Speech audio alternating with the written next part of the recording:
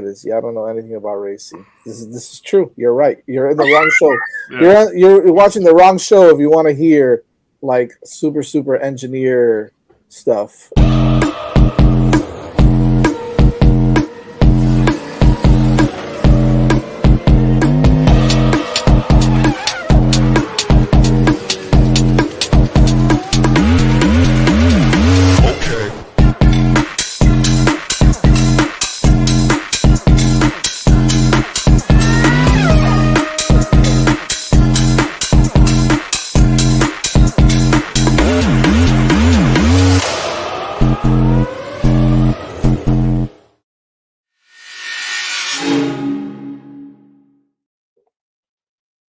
Welcome back to Hitting the Apex, new World Championship leader, Evan. Yes, he did it. He's ahead by 1 point, but he's still ahead. So happy that day. He had such a just dominant weekend overall. But we'll get into that Yeah. because it was definitely a fun weekend for Formula One fans, especially for Lando Norris fans in general. But just a good race overall. So Yeah, no, it was a good race. It was a good, I think, like you said, for the weekend, I think it was the right mix of like, the conditions were good for the drivers to really perform, but the track is tough enough. The grip was low enough where you did have to be on it. So we saw a lot of cars going off, but if you if you hit it correctly, then you could do what Lando did. Shout out to Nick, man. Nick, I haven't talked to him in forever. Nick is actually was one of our original hosts on this show. I don't know why it's showing up at 4:21 in the morning, so I don't know if you're overseas, man. But we got some time zone stuff happening there with Nick. Yeah, no, it was a fun weekend. We got to start though by reviewing our predictions. Evan, oh man, for a second there. So you had Lando, Max, Leclerc, and obviously we'll get into what happened in the last couple laps, but it did appear like an inevitability that Leclerc was going to get overtaken by Max, but that didn't happen for various reasons. I had Lando, Leclerc, Hamilton, which we'll get into as well because there's a reason Hamilton was not up there. There's a reason Hamilton was not. Well, there's a reason he wasn't up there, which we're obviously going to talk about as well. So a very eventful race. For the surprise picks, I had Aston Martin double points. They came up just short of that. They were so close, but and you had Williams double points. Put on a similarly strong performance to the Aston Martin. So we the whole point is supposed to be a surprise pick, but yeah, we kind of fumbled that one. But yeah, it was like you said. I guess what were your initial thoughts on the race and the weekend overall? just overall was a good weekend. I thought there was a lot of movement throughout the weekend. During even the free practices, you could see there was a lot of different cars that were up there that were running strong. It wasn't just the McLarens or the Red Bulls or the Ferraris. Everybody had their time to shine throughout the weekend. You could see there was a lot of pace all the way up and down the field. And then getting into the race, seeing somebody like Ollie Berman get driver of the day with with his best finish that he's had all year at P4, was fantastic. I thought seeing both the Haas's really in the top 10 was really good to see. Because just like we always talk about, when there's more teams that have the ability to be able to perform well, it's fun to see. There was great overtaking, there was great battles. Bortoletto and Hadjar going at it for a while, which was a phenomenal driving to see the two of them going at it with each other. Just overall, there was good battles throughout the entire race. There was clean driving for the most part, except for maybe that opening stint. We're going to talk. Yeah, we're going to talk exactly. about that and what happened, and then also it was like chronic on here, the stewarding and Oh yeah. what appeared to be some inconsistencies in how the rules were applied to just one driver. But even qualifying was exciting. Yeah, you saw it was. you saw everybody kind of go up there, and then Lando just demolished them by what 3/10 or something like that. at the end of it, which was a huge margin considering how close everybody's been all year. Yeah, Just and it ended up. was just going back, it was what we were waiting for from him. Hey, Yeah, seize the day, take control, do what Hamilton did in Singapore several years ago, where it was like competitive. He's like, I'm just gonna kill all of you and get on pole easily, and then I'm just gonna control the race and take control of the championship. Obviously, Hamilton opened up a lead there that was kind of insurmountable. This is very different because yeah. it's only 1 point, but we've been kind of waiting for him to just put it together. And man, did he ever! Like you said, that qualifying lap was untouchable. Oh And yeah, then, led right up the start, got a good start for once, yeah. held it into the first corner, and then that was it. That was game over. He opened up such a lead so quickly, he could have taken an extra pit stop for free. So, I mean, really, um, in Q3 when he was doing that last lap, I was sitting there thinking to myself, he's gonna tap the wall. He's gonna do something. you were waiting Something's for gonna. it. Yeah. I was waiting for it, and it didn't happen. And he just came out with that second lap that he put in Q3 and just demolished everybody. And then, just like you said, he had a great start, and he was able to keep himself away from the melee that we're gonna talk about. I'm guessing next. Yeah, and, So and and part of that start too is that is not an easy track to hold the lead in turn one on because of the long run down. Got a great start, was able to move over and kind of get on to take the inside line as well because he got so much of a better start than Leclerc that he was able to get over there, and kind of hold that line. And like you said, several other drivers tried to go out wide, made mistakes, or cheated, but you want to be less diplomatic about it. But yeah, let's look at the results. Like you said, there was a lot going on. I guess let me go ahead and share this out. So this was your top 10. It took a lot to get there. So I guess we talked about Lando. The Ferraris qualified second and third. I know, which is a bit of a surprise. And then yeah, held it into the first turn, sort of. There was shenanigans at the first corner, for being just transparent about it. So, and George Russell actually articulated this after the race when he said, what's the point if they can go just drive straight through on the first corner and then just slot back into position? There needs to be a penalty, like some kind, if not like a time penalty, some sort of race position penalty for doing that. Because Max, I want to say one other driver just went straight through the turn. Well, okay, so they didn't go straight through. What they did is they were trying to make the turn.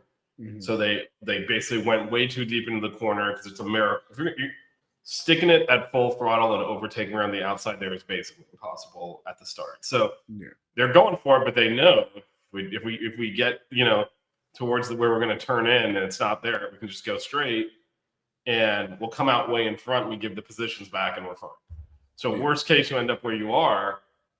Seems unfair and ridiculous that you can do that. But this is not, obviously Russell point. It's not the first time this happens. It happens every year in Mexico where several drivers just go, realize they're not going to make the first corner, Yeah, go straight through the runoff area, rejoin the track way up ahead of the field, and then just move back into the position they were in and essentially hold position without having to do the first two corners. yeah.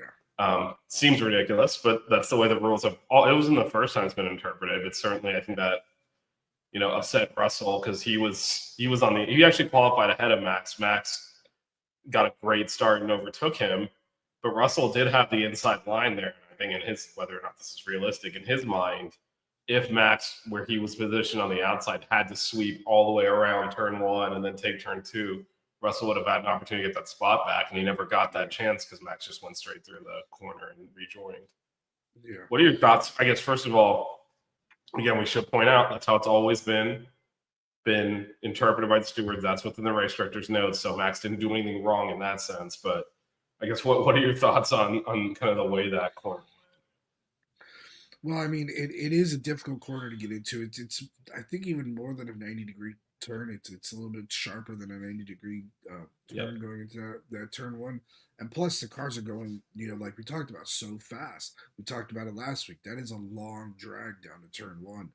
So there's always going to be chaos. Now, it wasn't even just that it was two cars next to each other and Max bailed on it. There was 4 car wide. I mean, we're talking NASCAR level of Yeah. 4 cars right next to each other within inches of each other. Max was never gonna hit that turn. He was never gonna make that turn. I kind of agree with Russell there. If you're gonna put yourself in that position, and you know for a fact that you're not gonna be able to, he didn't even try to make that turn. There needs to be a penalty. There needs to be something that Right. gets taken away. You know, Well, it's unfair to the drivers making Yeah. the turn. it's 'Cause unfair it's to the people so who much try. faster.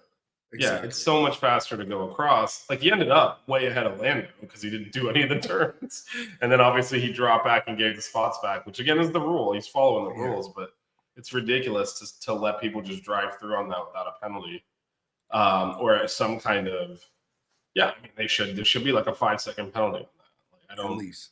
And Yeah, even and if they don't even give if it this, if is, they don't give, yeah, and it's just something. yeah, and you got to give him at least something there because again, it's one of those situations that you can just tell he didn't even attempt to make that turn. He said, Well, "I'll I put think he was myself on the trying to outside." look. He was trying to outbreak the Ferraris and sweep around the outside into second place. Yeah. He was like you said, it was never going to happen. And then he knows he can just go straight through and slot back into fourth, which is where he entered that first corner. Yeah. Which is actually easier than trying to navigate through the traffic. Even if he tried this whole fourth, it would have been much more difficult to do that, going through that 1-2 right left that everyone else had to, versus just driving up in front of everyone, just falling back and forth. I mean, yeah, no, it's a little bit of it doesn't make sense why. I mean, it's hard to say what they should do there though, because yeah, there should be some way to prevent that from happening. The challenge is if you say, okay, it's a 5-second penalty, it's a 10-second penalty, whatever it is, he's not going to give the places back. Then you already penalized him. So then what do you do with it? Like, because at that point, I'm making up my 10 seconds, and just like I'm in front now. I got clean air. I'm going for it. I'm gonna whatever penalty you give me, I'm gonna try and open that gap up. So I almost feel like there needs to be. I believe is it Monza? I feel like one of the tracks has like the boards in the middle. You have to go and weave through them and come to rejoin. Maybe something like that forces like, okay, we're going to make it so that if you take to the runoff area, it is slower to get to where that runoff area rejoins the track than it is to go through the corners. No, that way it disincentivizes doing it. So if he had done that, he would have come out seventh instead of first. If you're going to do that, you just put a gravel pit. You just put a gravel pit. I think they don't.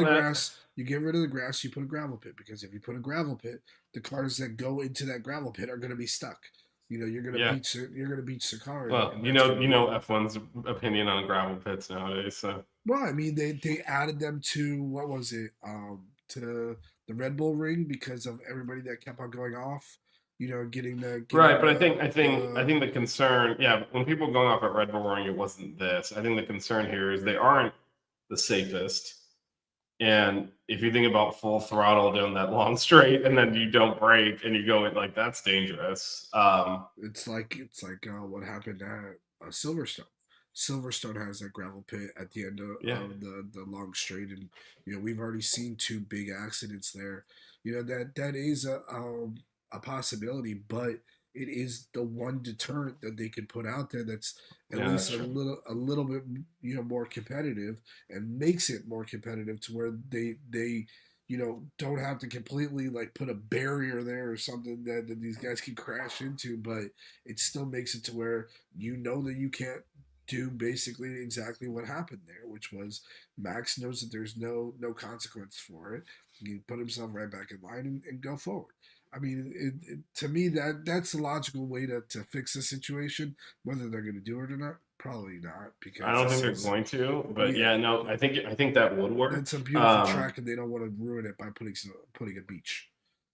The other thing is, if you have something like that there, that changes the approach into the corner. Like Max is not going anywhere near that spot on the track if he knows he's got to make the corner. To your point, it was a prayer that he could somehow send it around the outside. He's like, worst case, I'll keep fourth.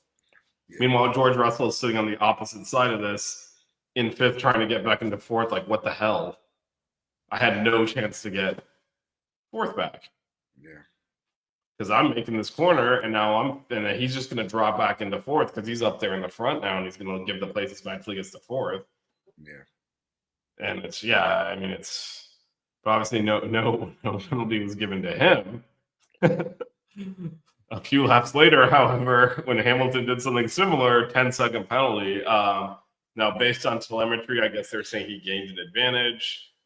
It was very similar. They were actually, scrapping going into a corner, and Hamilton kind of couldn't make the corner. Although there was contact this time, it wasn't really the same thing. Like Verstappen was like, I'm just going to go straight. This was more, Hamilton, they were bumping wheels, and it became apparent he was going to go off, so he took to the runoff. And yeah, he rejoined, and he did not give the places back because he was ahead. so he technically didn't have to, but they're saying he gained. But his gap between when he rejoined the track and when he left it had opened up because he was technically ahead, but not like, it's one of those, his front wing was marginally ahead or whatever at the point he went off. So he's like, I don't think I have the place back, but he opened up the several second gap by going right up here. I think it was probably fairly penalized, but I think the fact that he's the only one, there were several of those incidents, is what makes it, what makes it, feel unfair. Well, I think also, wasn't there something about the way that he took the runoff, or he didn't follow those stewards' instructions? Yeah, but they did actually dismiss that. It's interesting because if you read the notes on where the penalty came from, it was for gaining an advantage. They said there was no penalty for that because I forget. I think it's because there was contact or something. He couldn't safely, because of the point he left the track, he couldn't safely follow those instructions. So they kind of let him get away with that. But again, and the penalty for leaving the track and getting advantages in the rule books is 10 seconds. It's not an interpretive one. So it's not like, how come they didn't give him 5 seconds? Well, because the rule is 10 seconds. So I think that was actually the right call. You can't have people, these are you did a great breakdown of the track last week. These are those intricate, tricky parts. You can't have people just skipping those and getting advantages out of it. Like, that's the hard part. Like, you can't skip the hard part and get an advantage. But I think to his point, I think probably justifiably, we saw drivers doing similar the entire race, and he's the only one that got a penalty for it. And I think that's why he's upset about it. And I think that's why Ferrari's kind of like, that doesn't appear to be fair, given that, again, Max did it in the first corner. It happened several other times up and down the field, and they all did investigation, no further action every time. And on that instant, they actually, they said, they ended up not doing anything. They said Max was under investigation for that corner as well. They actually investigated Hamilton for that as well, for the contact, and said they weren't going to penalize him. So Max was not the subject of investigation for any of these incidents, which, if you put on a conspiracy theory hat and prior bad acts, obviously there's a lot of animosity towards the steward's handling of Max, which seems to have one set of rules for him and one for everyone else. But yeah, I think that's why Hamilton, it ruined Hamilton's race. He was up in third. He would have been up there with Leclerc. Instead, he's, had to drop that 10 seconds on the first pit stop, kind of dropped him way out of position. He fought back, and that was that. But yeah, Ferrari has every reason to be aggrieved about the inconsistency. However, it is actually on them. When they see him rejoin, they can tell he gained an advantage. They said they should have told him, you got to drop back, and at least let Max catch up. And they should be having a dialogue with the stewards and say, hey, we're going to drop back to restore the gap to what it was, because he was in front technically, and then we're going to go racing. And they would have gotten away with it, but the fact that he just maintained the advantage and just got out of DRS, hey, great. That's not going to fly. That's not fair, and he deserved the penalty. Agreed. And then, by the way, I don't know if you saw, this was not on the race broadcast, but did you see what happened on the first lap with Liam Lawson? I did not. What happened with Liam Lawson? He almost killed a couple of the marshals. They screwed the whole thing up. So, the race did a good breakdown of it, but what happened is there was some debris on the track. Mm-hmm. And when there's debris on the track, they have two options. If the field is bunched up, they wait for the field to pass through, and then they know they basically have the time for a full lap to go clear it. Or, if the field's spread out, they throw VSC. or even, full safety car, depending on the cleanup. So they positioned, there was some debris on the track, like, okay, the pack is coming through. It's the first lap, it's the end of the first lap into the second lap. So like everyone's still munched. So the marshals, they positioned them to go out and clear the debris when the cars went through. So the cars went through and they told them go out, and then they immediately said stop because they realized Liam Lawson was in the pits. The marshals did not get the message to stop. They were on the track just clearing it when Lawson comes around the corner. They are feet from just getting hit. He saw them and braked, or he would have. Wow. I'll see if I can find. I know we can't put video. We've been copyright strict before for basketball stuff, but let me see if I can find a photo and I'll show it. But it was that close. Yeah, if you Google Liam Lawson Marshalls, the first thing that says Liam Lawson said he could have killed marshals on a racetrack. Oh wow! Yeah, here it is. Here's a good picture of it. Hold on, let me see if I can pop this bigger. Is that gonna get bigger? This isn't gonna look great, but can you see that? Oh wow! It was close. Wow. That's scary. That's scary just because the vision out of those cars isn't great. Right. They see just enough to be able to race each other, and they're just used to seeing what they see out of those cars for them getting through these tracks and being able to compete. But things like that they're not used to looking at, they're not used to seeing. Man, that's got to be terrifying, and then not just for the marshals, but for him as well. Yeah, I'm sure the marshals. I mean, you've obviously been to these tracks too. Like it's loud, so I'm sure they heard him coming and were like, "What the hell?" Sure. Here's what he said. I honestly couldn't believe what I was seeing. I came out and he set up hard tires, and I got to turn one, and there were just two dudes running across the track. I nearly hit one of them. Honestly, it was so dangerous. Obviously, there's been a miscommunication somewhere, but I've never experienced that before, and I haven't really seen that in the past. It's pretty unacceptable. You can understand how on a live track marshals can be allowed to just run across the track. I have no idea why. I'm sure we'll get some explanation, but it really can't happen. And then here's what the FIA said. Following turn one incident, race control was informed that debris was present on the track at the apex of that corner. On lap 3, marshals were alerted and placed on standby to enter the track and recover the debris once all the cars had passed. As soon as it became apparent that Lawson had pitted, the instructions to dispatch marshals were rescinded and a double yellow flag was shown in that area. We are still investigating what occurred after that point. Wow. So yeah, that so they're saying that there was a yellow flag in the vicinity. Well, what they're saying, no, what they're saying is they weren't even going to wave the flags because they thought the field had passed through. So they were saying it was clear, and so they put the marshals in standby. When they saw that Lawson actually pit, they said they canceled that order and ordered them to wave double yellows instead. Yeah. They don't know why none of that happened, and instead they ran out of the track to clear the debris. That's the official line. Honestly, we don't know what happened. But. Well, we're just lucky that we didn't see a couple marshals. Well, but this is where this is also colors what happened at the end of the race. Yeah. So I don't know if you saw why they had to throw the VSC, but it was actually valid. It turns out. So what happened is Sainz's car broke down. He tried to pull off into the runoff area. Yeah. He got almost behind the barrier, but the last maybe quarter of his car was still sticking out a little bit. I think it looks like they were going to just leave it because it was kind of out of the way and it wasn't real. And then, but in order to clear it, marshals would have had to go out and push it. So they would have been exposed. You can't have that. But I think they were just going to leave it there and say, no one's really going to get to that area. And then it caught on fire. So they had to put the fire out, and to put the fire out, you have to get marshals around it so they threw the VSC. So that's why they threw it. And I don't know how the TV commentators consider there was a car on fire, but there's video of it. That's why it was a delay. Like Sainz broke down, and the VSC wasn't there, and then there was a delay, and then it was there. It was there. Once it caught on fire, like we can't let the fire burn. Yeah, I mean there was a yellow flag in the sector, so that sector had the yellow flag for the longest. Yeah, but it's the same thing. They can't expose the marshals if there's cars passing through, and so they were going to just leave it because like you said, wave double yellows in that sector, you're fine. But then once it catches on fire, they have to put the fires out, which means the marshals had to step out from behind the barricade and kind of be exposed, and you can't have that with lifeguards going through. So they did see that.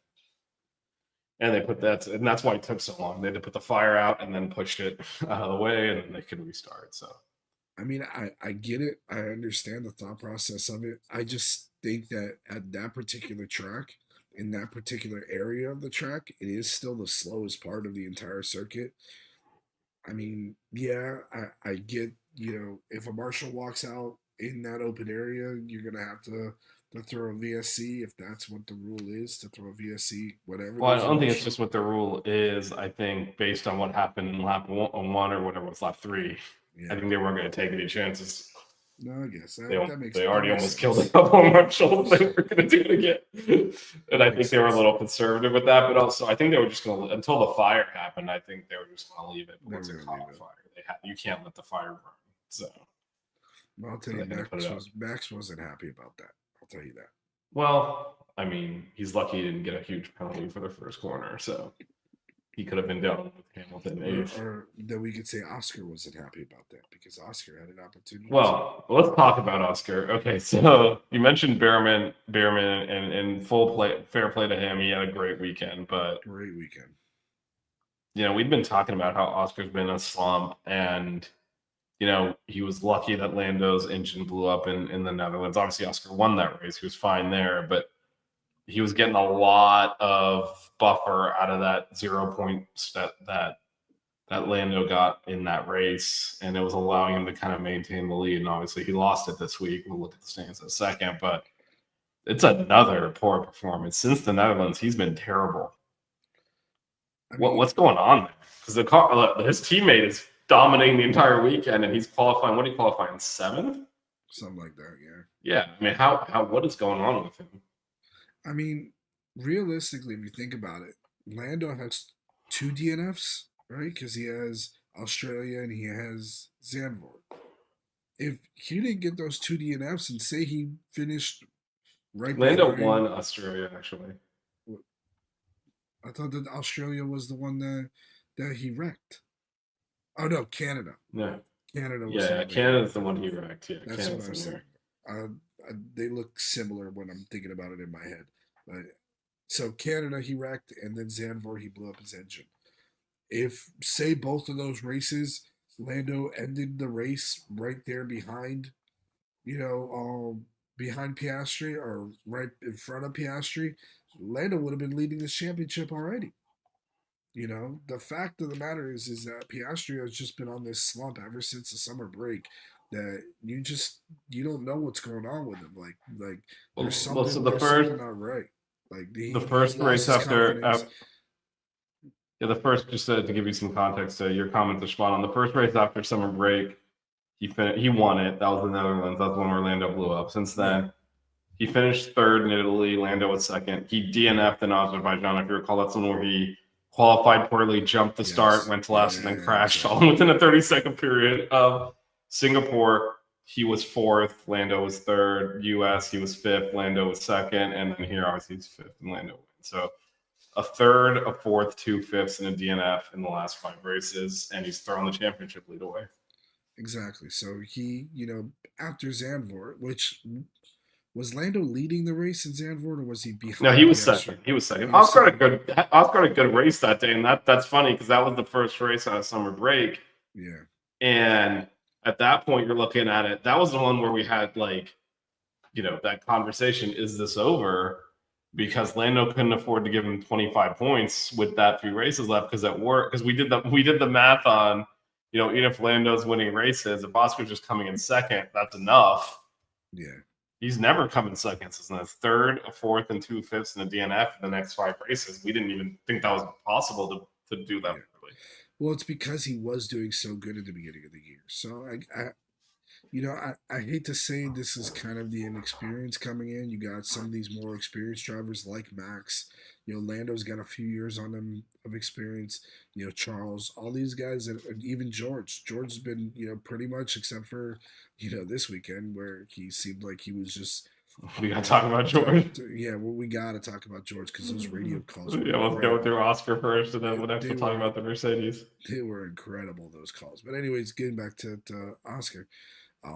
he's been in a slump. It looks like it looks like he's starting to just settle in and get himself into trying to protect the lead type of situation like we talked about with football, and he just fumbled the ball, and Azerbaijan was a big key to it, getting that DNF, and then he just hasn't seemed like he's gotten back into the rhythm yet. Yeah, and we kind of saw that, like we talked about this in the pre-show before we went live, but he hasn't, you know, neither of us picked him to finish on the top three, which, I mean, I would say the first half of the season, really through summer break, we were pretty much had Lando and Oscar in our top three every time, and now it's kind of like, I kind of don't expect him to perform. He hasn't been performing, and he lived up to our expectations. He didn't perform. Something's going on there. I don't know if the pressure got to him. Now it's even, I mean, now we can see our response to all of a sudden not being, he's the number 2 McLaren driver now. And yeah, I mean, the 1 point's negligible. They're essentially tied the way points work. So, like, it's, not really. They're basically whoever does better down these next 4 races is going to win the championship. But, he was in a position where all he had to do was just, get seconds and thirds, and he would be coasting to a pretty easy championship, and he could not do that. And this is why last week when we were talking about, that whole thing, Max is back in, and I'm like, there's a car in between Max and Oscar. You keep talking about how he's cut that point total down. He's not the only one that cut that point total down. There's another car in there that's actually driving really well right now that he's going to also have to pass. And, I think that was why I was like, there's no way this is happening, because it's one thing to get some luck and some, like, again, he dominated in Texas, but also, he didn't have anything to do with both the McLarens crashing out in the first corner of the sprint race that gave him 8 points instead of 1 point. Yeah. So, some of it, the chance of him getting both my competitors knocked out, wow, at the same time. And that's why it's so hard for you to make that up when you have the two cars you're dealing with instead of one. But yeah, everyone's focused on Max. It's like, Lando was right there. And we talked about this. It's a first and a fifth last weekend. That's all it's going to take. And that's exactly what landed. Exactly. All right, let's talk about my man, George Russell here. Oh, my God. Some of the best. Please go back for everybody watching. Please go back and try to find the radio calls from George Russell this week. It was some of the best back and forth I've heard from him in a long time. You even had the obviously we cannot play them on the air because you had they're not for children. You had some of the commentators even saying he's gonna look back at this in 20 years when he's a team principal somewhere and go, oh my God, I said that stuff. Like, ooh, that's bad. Because I mean, what was one of the things he said? Oh, I have a McLaren behind me. Should I just let him pass me right now? To his race director, to his pit wall, and they're like, no, don't let him pass you. Like, then there was another thing where they asked him to cool his tires, and he explained said, where the McLaren was anatomically. Exactly. That was I heard that. I'm cracking up because I'm sitting there like, dude, all this is getting recorded. Like, this. So, but here's the thing: should they? Because they let him through eventually. This is what. So the context is he comes up behind Antonelli. He gets into his DRS zone. He can't overtake. Yeah. And we've seen that across the board this year. If you're in the same car, it's almost impossible to overtake. Right. So, but putting that to one side, he's saying he has more pace. And they're saying, no, just sit there. And so he's eating up, he's overheating his tires, he's chewing them up. Lando's catching up. And so when they ask him to cool his tires, like, hey, you're making me sit behind. You're making me essentially sit in this gap where the tires are overheating. Yeah. Either let me through, or that's why I was like, should I just let him through? Like, you're making me cook my tires. I mean, he's obviously being sarcastic. No one would tell him to let Piastri through. But I think his overall point was, hey, I'm faster, and I'm the number 1 driver here. Let me through so I can go pull a gap here and get away from this mess I'm in. and you're advising me to cool my tires somehow. Like, how am I going to do that? There's a McLaren right behind me. Yeah. And then my teammate's right in front of me. And if I slow down to cool my tires, the McLaren's going to pass me. I think what the thought process probably was from his pit wall was he's a better equipped driver to defend over on Piastri than Antonelli was.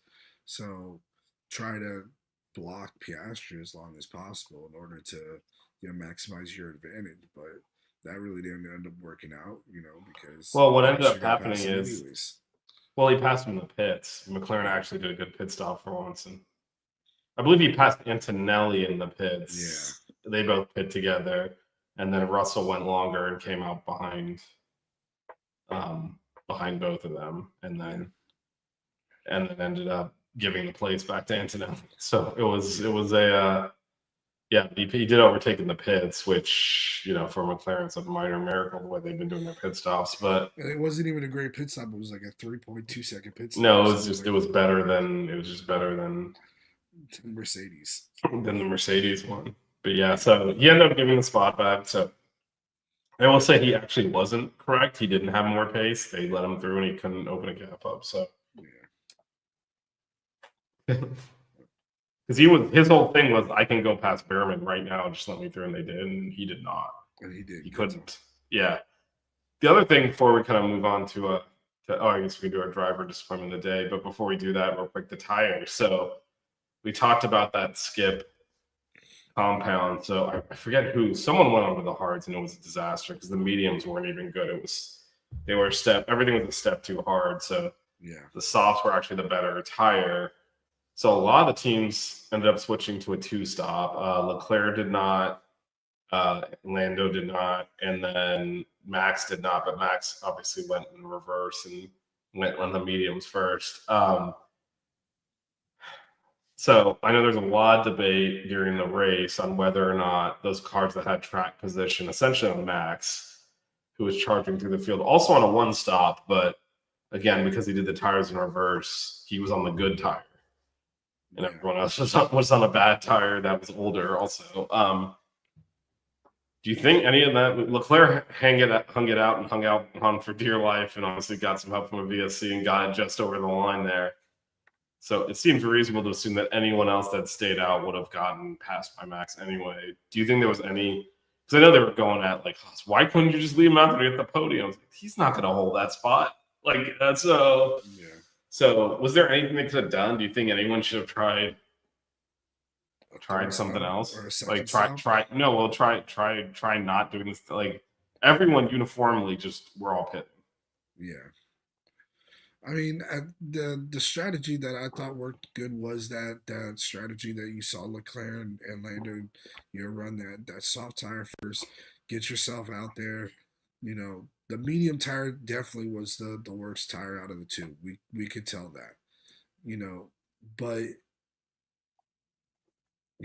if the soft tire is the faster tire, then you want that soft tire in the beginning of the race, in my opinion, just because you want to be able to. The car is going to be sliding a lot more because it's heavier.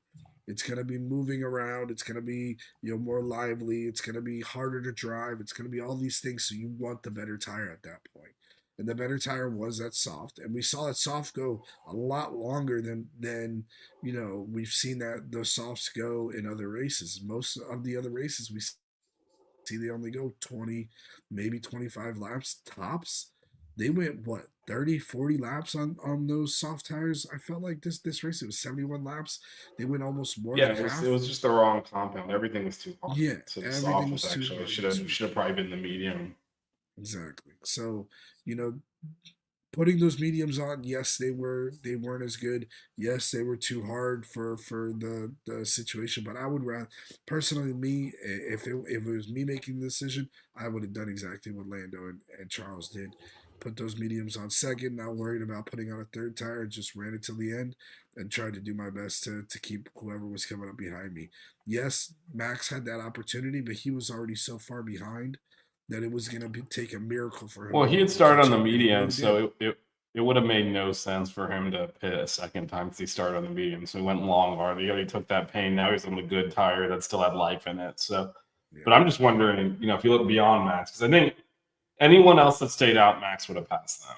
Yeah. Because he got all the way up to Leclerc. However, you got to look. I mean, looking at these gaps now. Again, they did end up pitting, so they were on a faster tire. But you got to wonder if you add 20, if you take 22 seconds away, if some of these someone had hung it out in this group, Yeah. if they would have ended up finishing in fourth instead of wherever they finished. So that's one we won't know because again, it's not simply just 22 seconds. It's yes, they save 22 seconds, but then they lose time on every single lap, like a half a second. So it's negligible. They would have had to be overtaken though.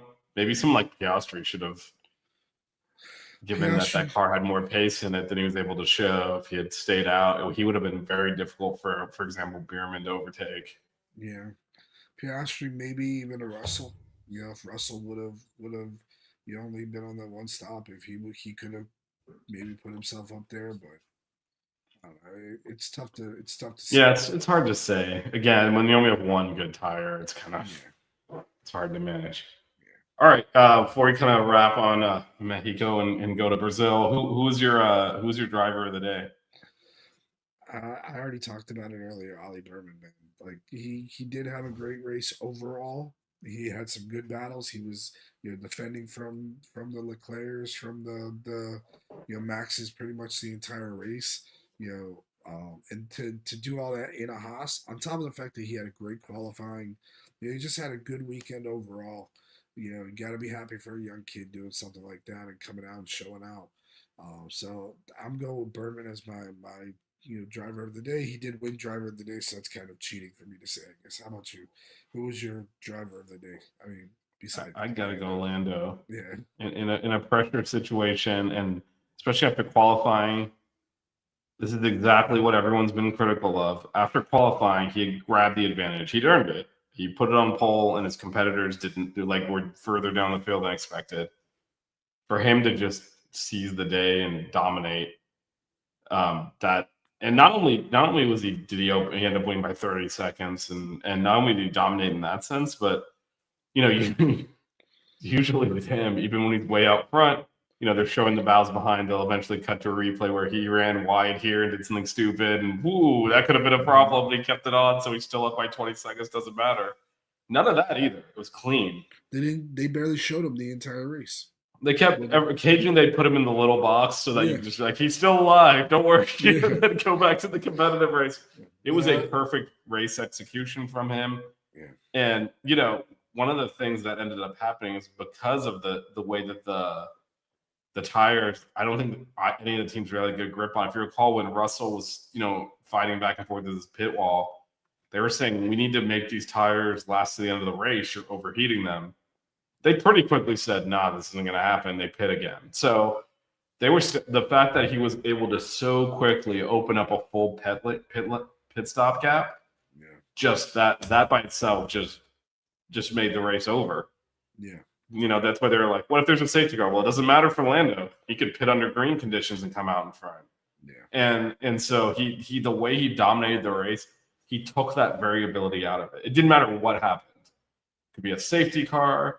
It could be a VSC. It could be, oh crap, we're on the wrong tires. We got to pit in extra time. None of that mattered because he opened up such a gap. It was very dominant. Very. What about on the other side? Who disappointed you? Disappointment of the day's got to go. I want to go Carlos Sainz, just because I know that he had the issue with the engine at the end. The car died out, but he was having such a miserable weekend overall. It was a bad weekend for him, and that's coming from the guy who had won the race last year.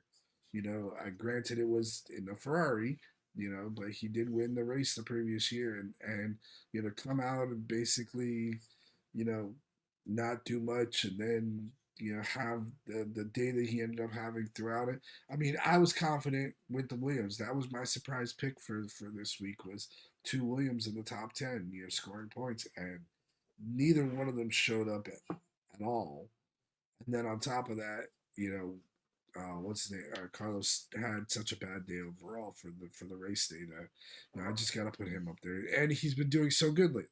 He's had a Yeah. few really good weeks that he showed out really good. This was kind of one of those weeks I was like, it's a fast track. Williams are good on fast tracks. He should have a good week here, and really the Haas kind of took the Williams thunder this week. Yeah, I would say the one thing is, I mean, the whole that weird thing that was happening with his rev limiter that essentially caused multiple penalties, and I thought it probably led to the car eventually. You can't drive on the limit like that and have the engine revving up and down without being some damage, and eventually his car broke. Not really his fault. I'm gonna go with your guy Hajar. He's still not confirmed in that Red Bull seat, and there was an opportunity to score some points here, and he the strategy wasn't great. There's all sorts of issues there, but you got to be able to hold off Borletto there, and I think hold up. You got to figure out a way to do it. He didn't. He dropped all the way back to third. Well, once you give up the points, you kind of back off a little bit. He dropped all the way back to 13th. I thought there was definitely a points finish on for him, and he couldn't capitalize. And again, he's still got to get that Red Bull C. It's not his yet. So that was one that kind of that disappointed me. Nothing. I don't actually think that you'll probably name someone who'll prove me wrong. I wasn't really disappointed in any of the driving this week. I thought the driving was fine. Normally, there's like a donkey where you're like, that dude, what was he thinking? There was not really any of that. And so, it's more just, I thought he should have done better. I wish he had done better. I just want to say that, Jar, because I want him in that Red Bull seat, and I don't want them. I don't want to give them an excuse to do something else stupid. So, because they've been known to do that. So, so that was disappointing to me. But he didn't really do anything. It's like, oh my god, I can't believe he did that. Yeah. There's a lot of reliability issues at this. Yeah, there are. As these teams try to. How many DNFs were there? 4, 5? I think there were 4. There were 4. Yeah. So Sainz, Alonso, Hulkenberg, and Wilson. Yeah. So there was a lot of reliability issues here, and we actually talked about that with the altitude. It was a good race. It was a good race overall. That's what I was happy about. It was an exciting race overall. There was battles all the way up and down the field, which is again, I say this every single week. That's what we want to see. We want to see these guys battling. So, I agree with you there. There wasn't a lot of bad driving. It was just bad situations. Yep. All right, and that takes us to the moment we've been waiting for. Are you ready? I'm ready for the driver standings. There's a new name atop the sheet, and it is Lando Norris. By 1 point. By 1 point. And obviously, this wasn't the last race, but could you imagine losing the championship because you couldn't overtake a Haas? It's not going to the 1 point is very unlikely to actually matter because the way points are distributed, there's likely to be a bigger gap. It's just like that, the famous Hamilton Max rule bending, whatever the hell you want to call it. It ended up being a 7-point championship because you can't win by a point. Like they were tied. Max finished in front. That's 7 points. It's not 1 point. So it's very unlikely that this will, be championship deciding. But it does kind of change. Like if he had overtaken, that was 2 more points. It would be 358 to 357. He'd still be in first. I feel from like a mental standpoint, that would have been better for him than now looking up the standings at Lando. Yeah, I think we're about to talk about the next race coming up at Interlagos. Yep. I think that's going to be a big deciding factor when it comes to this championship, unless tragedy for one of these two drivers happens after that. But with there being the sprint race here this week, or it's not this weekend, right? It's the following. No, it's next weekend, but it's the next race. It's next weekend. It's the 7th to the 9th, but it is the next race. Yeah. Okay. Yeah. So the 7th to the 9th, when that race happens, it's gonna be a big deciding factor, I believe, because at some point, this team is going to have to say, Max is doing so well. somebody's going to have to go out there and defend against him to let the other person go ahead.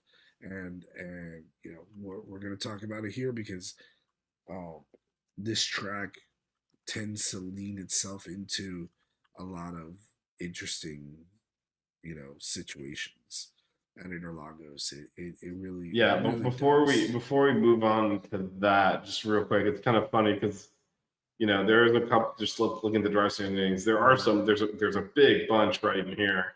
Yeah. There are spots that these two are, ties. These are very closely bunched. These could get mixed Oh up yeah. pretty soon. Who finishes 10th versus who finishes 18th. Well, not 18th because the Alpine's shit, but like 17th. Like those are up for grab, even all the way to 9th, right? Like I mean, the bunch on this is it's 11 points separating, or 13 points separating 9th and 17th. Yeah, just like like what I was just saying. Remember last year, we had two Alpines on the podium in Interlagos. I mean, like, could you imagine what's the team that's the Alpine of this year? What? Alpine itself? No, they're Alpine's too. this year. It's too crap. This year they're more like Steak was last year, right? Yeah, 'Cause maybe it is Steak. Sauber. Maybe it is Sauber this year, or So maybe the Racing Bulls. I can see like they probably have enough in there to pull a fluke. I mean, could you Before we get to see? that track, real quick, just let's look at the. We're gonna play your video in a second. So this is Yeah, the team standings. Obviously, the McLaren's ran away, but that whole back and forth and screwing around by Mercedes, they're a point behind Ferrari, which is that's going to be juicy down the stretch. And then the Max Verstappens are, of course, Yuki gave him no help again, so it was just him scoring points this week. Still in touching distance, 9, and 10 points back. The 2 through 4 could swap every weekend. It's fascinating. And then again, some stuff lower down. Haas, huge boost, obviously, from where Behrman finished, jumped up to 8th now. And that that one you could see 6 and 7 swap and 8 and 9 swap again. So yeah, there's a lot going on here. Half of the constructors could swap around, and then the whole from 9th to 17th of the drivers could swap around, not to mention 1st and 2nd. So it's pretty interesting. Max is still a racetrack, still more than a race back. But go ahead. I was gonna say sorry about that.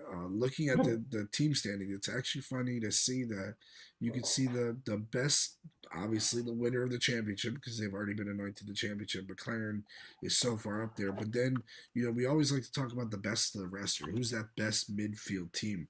Man, Williams has had that seat locked up for what now? Since just after summer break, that they've been the best of the rest. Yeah, no, it's funny. You're absolutely right. Yeah, it's been so long that we kind of just stopped paying attention. They're 5th. Let's do 6th. And this is Williams we're talking about. This is Williams where you take a pen out, forget pencil pen, and write 10th Williams before the season started, and now 5th locked up a long time ago. Yeah, so good for them there. Where you got to be happy for that. But everything else is up for grabs. Yeah, everything else is up for grabs. 1st and 5th locked up. Everything else up for grabs. Go for it. Yeah. 1st and 5th locked up, and 10th is locked up too. Alpine are sitting on 20 points, and that is 40 points behind Kicksauber. So 1st, 5th, and 10th are locked up, and then for the drivers, 1st and 2nd is up for grabs, as well as 9 to 17 can all shuffle. So wow, and especially on the driver's side, there are contractual bonuses. Some of those drivers, if they finish 17th, might get fired. They could finish top 10 though, and be like, "Wow, the gap is small between having a ride and not as well."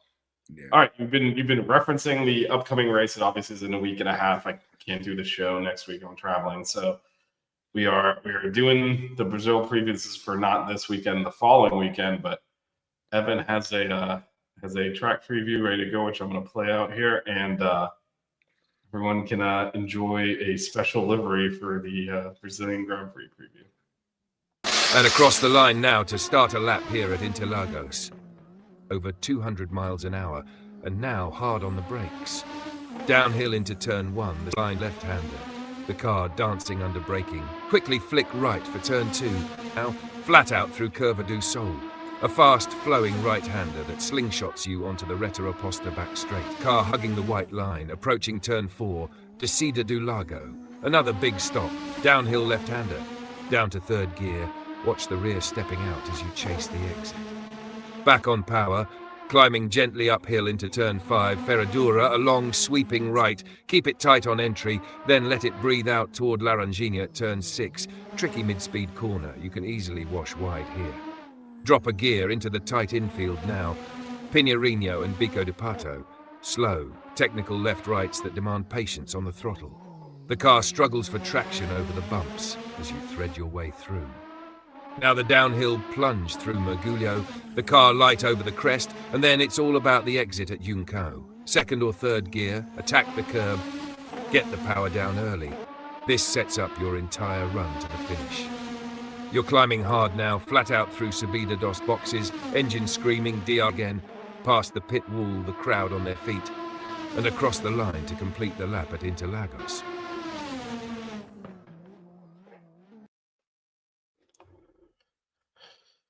Yep, there's some of the data on it. Yeah, seeing Senate drive Interlagos, that is something special. I'll pull up the track, Evan, as you can do this. Move that. And there we go. Wait, where do we go? Let's go the other way. There it is. Mm-hmm. There's your track. Interlagos. Let me zoom here a little bit. That is very hard to see. Yep.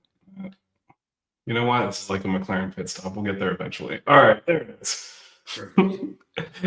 There's your track. I think one of the things that jumped out immediately there is if we take us through a lap, as you took us through that lap, is just the elevation changes.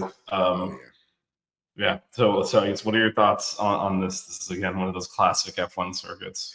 Yeah, one of those classic F1 circuits. But it's interesting though because this is still a circuit that plays well with these cars. It's a lot of high downforce areas, but there's still a good amount of longer straights. Places where you're gonna still need some downforce. But not a lot of downforce. The elevation changes make it an incredible circuit for these guys to run through. You're talking turn 1 through turn 3 is almost completely downhill, kind of similar to what we saw at Austin, where Austin peaked at that turn 1 and then goes downhill through those S's there. I think if I'm not mistaken, that was something that they had kind of copied from Interlagos when they created Austin. Was That's exactly what it is. Yeah. Yeah, they copied that whole section from there. Yeah, but then you're also going downhill, between 3 and 4, and you got DRS, so you're going downhill with DRS open, flat out into a 90-degree turn. It's still kind of a long, but it's an off camber kind of 90-degree turn right there at turn 4. The cars can slide out wide. You got a lot of overtaking opportunity there. And then you get into the slower portion that second sector, with turns 4, 5, 6, 7, basically 4 through 11. That whole sector there, these cars are getting on the throttle, having to brake real hard, getting back on it, having to brake real hard again. I mean, it's back and forth all the way up until you get to 12, where basically then 12 through the start finish line, you're flat out. I mean, these cars are going, uphill, battling with each other, trying to get, as much position that they can, to try to make some of these, aggressive passes going into turn 1, because that's really what happens. Is if you look at the way that this track is set up from 12 all the way to turn 1, they're pretty much flat out that entire way up there. And it really does set up for a big, overtake, or at least a try for a big overtake. It may not be a long straight, but that is a long distance that these cars go at full throttle. And you can get the slipstream. Yeah, and you get the slipstream, and then halfway through it, you get DRS. So it's like you're slipstreaming behind somebody, and then all of a sudden DRS opens. I mean, what was it, Max 2 years ago or something like that, when he went from, or was it Max or Lewis, It was Lewis when he went from last In the place sprint to race? fourth place. Yeah, Yeah, and well, I went. I think from last to fourth in a sprint race, which is yeah, like a third of a race, and then exactly. that was actually the same year of the controversy we were talking about earlier. So that was back when the reason that was big. Obviously, there were some points that were exchanged to that, but that was when they used the sprint result to set the qualifying order. So he made that charge to the field, and he got to start fourth And then instead of first, instead of starting back, and then he won the race. Yeah, and that was also the one where Max clearly pushed him off, should have been penalized and wasn't, because Bottas got within 5 seconds of Max, and if they penalized him, he would have lost points. So they wait till the next week and for far less penalized him in Saudi Arabia. That whole season was just because the penalty didn't actually hurt him. So they went and slapped him that time. But that whole thing was stewarded terribly the entire year. This is also where Lewis, the last time McLaren won the Drivers' Championship, Lewis overtook Glock on the last corner in the rain to secure the championship, and the Ferraris did not notice that had happened, and were celebrating famously. It's one of the more famous F1 scenes with both pit garages celebrating, and it was McLaren that was right, and Ferrari did not realize Hamilton had overtaken Glock and gotten into position where he was gonna win the championship by a small margin. So the Ferrari garage was celebrating, and the McLaren garage was celebrating, and finally you can see like the Ferrari. They realize what happened. The word starts to spread. And it is it's both the beauty and agony of sport all in one moment, and that happened at this circuit. So there has been a lot of classic races here. There has been a lot of history made at Interlagos. Interlagos is one of those tracks. It used to be right in the beginning of the year, back in the 70s. It was one of the opening races, and that was hot during the summer, blazing heat. Now there's sometimes I'm sure we'll look at the weather forecast, but still a few weeks, it's still another week out, but there's usually some type of weather issue here. We'll see how that plays out, but yeah, it's obviously we can skip to that real quick. Yeah, there's always good races. I did the preview this week with Ayrton Senna's 1988 MP44 McLaren, just because that's one of those cars you're going to see a lot of pictures of those cars throughout this week, because Senna was such a big influence. I think isn't Bortoleto the only Brazilian that's in the field now? But you're going to see a lot of Bortoleto fans out there. It's going to be kind of like how we saw with Zhou Guan Yu in Singapore or whatever it was, past couple of years. And it's one of those races that the Brazilians love their drivers, and we always want to see a good Brazilian driver out there, because it's good for the sport of Formula One. They love it. They love this type of racing, and this is one of the greatest tracks in the world. Just because of the fans as well as anything else. And just like I was saying before, we're looking at the forecast right here. Yeah, it's 2 weeks out, so it's subject to change. But if you look across this entire, what is it, from the 30th to the 11th, it's raining every day. So there's likely to be some weather. Depends on how much, and it's all the timing. When does it hit? Sometimes they get the race in dry because it rains around the time, but not during the race. Races are relatively short, hour and a half ish. So, if you get a window in there, they can squeeze those in. But with the sprint race and the race, and obviously qualifying for both those events, it's very likely that one of the non-practice sessions would be impacted at some point. So, and with the championship poised where it is, that could be huge. I think for the McLarens, just get through the sprint race and finish somewhere, so the points don't change that much if we do that, and then just focus on the race from there.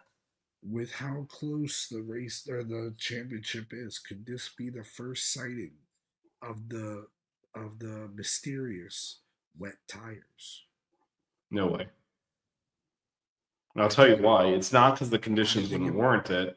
I think it might. Something will have to change with the stewarding. I think what's going to change with the stewarding is they're going to say let them race. They have not. Again, something would have to. There have been multiple times this year where the conditions warranted the wet tires and they red flagged instead. So we'll see.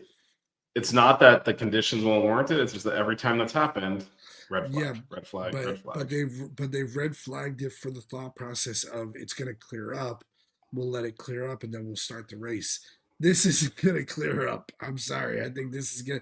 I think this. I mean, is usually a smaller window to squeeze it in. I wonder what happens like if they can't get the sprint in. Do they just let it go? Like, I mean, I don't know. I say wet tires. I say put them on wet tires. Let them go. Let them race. I don't disagree with you. I've been as well annoyed by the quickness with which they'll just red flag for weather when they have a tire designed to handle those conditions that they refuse to use. However, I'll believe it when I see it. I think they're going to red flag it if it gets that bad. Again, we don't know. It is 10 days out. There'll likely be some rain, but we don't know how hard it'll be in the exact window in which the race will be happening, which is right here. So practice 1 is that Friday at 9:30. Sprint qualifying again after practice 1. Every session matters, so that's also complicated because a lot of times these practices, like we just skip the practice. It rains, it's tough stuff. We're just gonna move on, but you can't do that with these. So sprint qualifying is Friday at 1:30. So again, we'll see what the weather is in that window. There's a pretty good window to squeeze that in. They could move the session forward or backward if they need to, because the rest of the day is kind of clear there. Not as much luxury on the sprint race. It's at 9 a.m., which again, we'll see what the weather is. But if they have to move it, they would run into qualifying. So that could be problematic. Qualifying at 1 p.m. and the race at noon on Sunday the 9th. That is your schedule for the weekend. It should be wet. Oh, we didn't mention tires. It's C2 to C4, but again, one of the reasons I kind of glossed over is given what I don't think the stewards will let them race in conditions that would warrant the wet tire. I'd be shocked if we don't see inters. Yeah. And so that's why the tire choice then for the dries doesn't. Yeah. So that's where I'm thinking right now. I'm also thinking why we're up to the side. Why'd that happen? There we go. But that is, so we'll see in week and a half. We'll see how the weather looks. It again has the potential to be determinative here. It's at 1 point up at the top. Max is still 35 and 36 points back of the 2 lead drivers. That's a lot. Theoretically, you can make up 33 in a weekend if you win the sprint and the race and they DNF both or finish outside the top 10 in both. And even with that, he still wouldn't be in the lead. So, of course, that's not realistic. So, it's really looking at the top 2 guys and where they are in relation to each other. But yeah, again, these are so hugely consequential. There's only 3 races after this one. One of them, Qatar, has a sprint. So yeah, this is one of the last opportunities to grab points. And with the weather, maybe one of the last, because after this, Qatar, Abu Dhabi, Vegas are dry 99% of the time. So you're very unlikely to see changeable conditions to mix things up. So even if a driver has a bad day, we're talking about how Piastri was off of it and all. He finished 5th. Yeah. It's not great, but it's 5th. When you get wet conditions, anything can happen. So a bad day means you don't finish, or you finish 12th because you get out of position because you put the tires on at the wrong time, and all these variables come into play. This is probably the last race that we're gonna have that element. Doesn't mean things can't go wrong. We can't have wild swings, but there's opportunities for our 3 kind of drivers at the front to potentially get a big advantage out of this weekend. So we will see. Evan, you know what time it is. Time for you to pick Williams to finish double points again. No, I'm just kidding. What are on the cards for you? For those, if you're still hanging around the chat, feel free to drop your top 3 finishing order as well as a surprise pick. Evan, the floor is yours. So we'll start with the sprint. I'm gonna go Lando P1 in the sprint. Okay. I'm thinking Lando's going to get P1 in the sprint, and I think that he's going to have another dominant weekend. and go Lando for P1 during the race, Max for P2, and Charles for P3. So I'm gonna do the same prediction that I had for this week. I'm gonna have again for the next one, just because Charles has been driving that car great.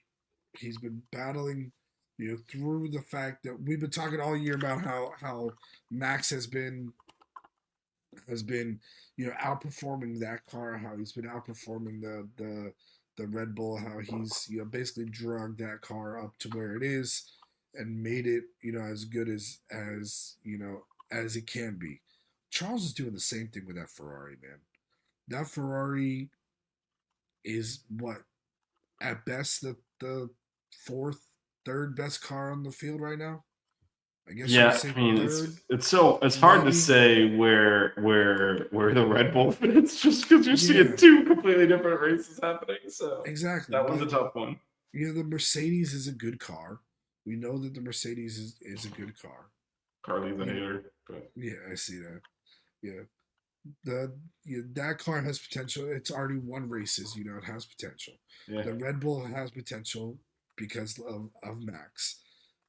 That Ferrari, or Charles has been consistently up there battling with that car and being able to be a nuisance, I guess you could say, to the other drivers who are up there just because he's able to get it up there. That's why I got confidence in him to get another podium with that car, and um, I think that my surprise pick though is gonna be something to the effect of a George DNF.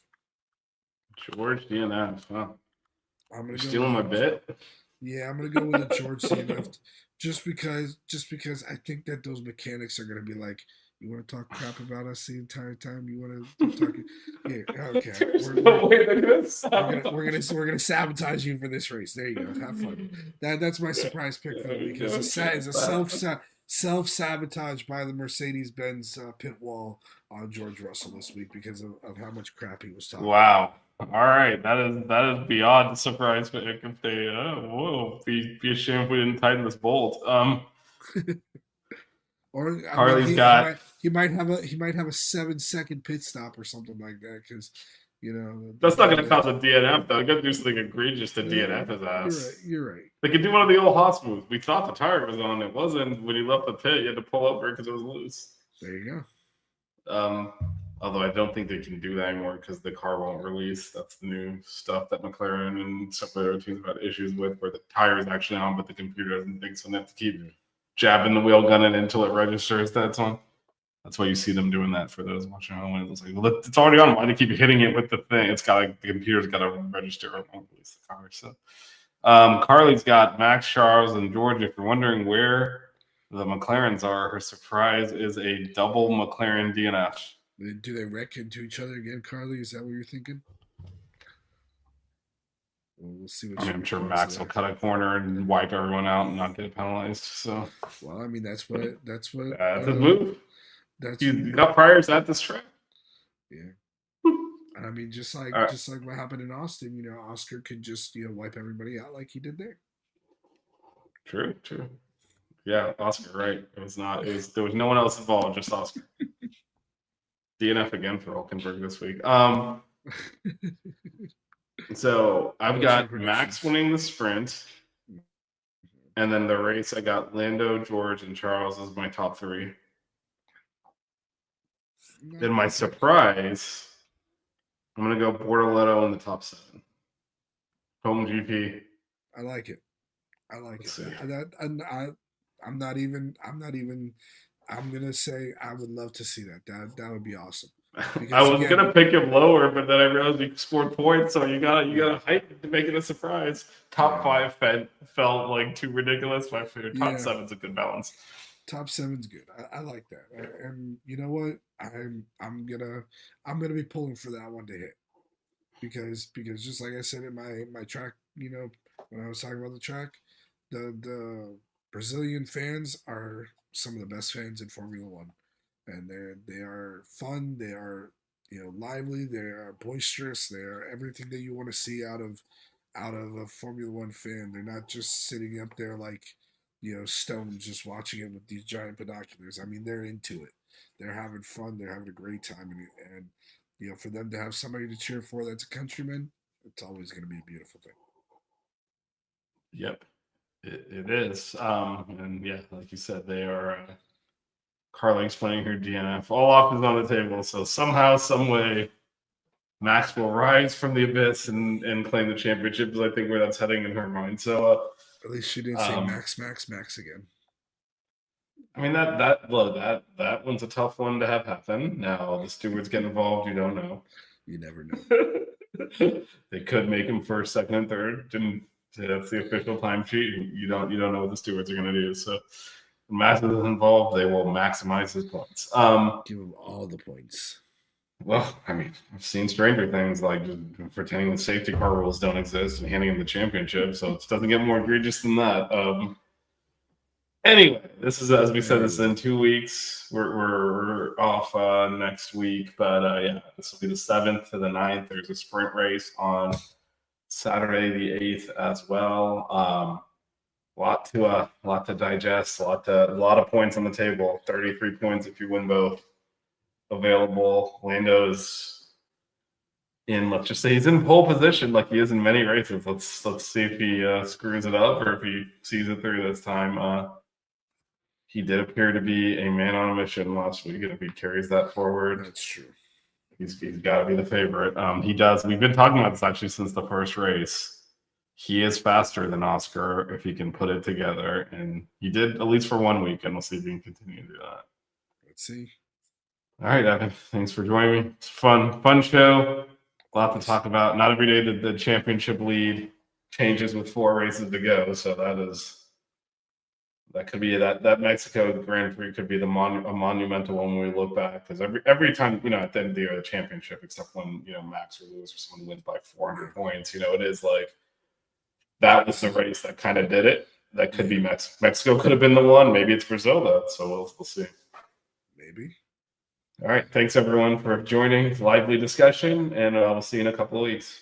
Yep.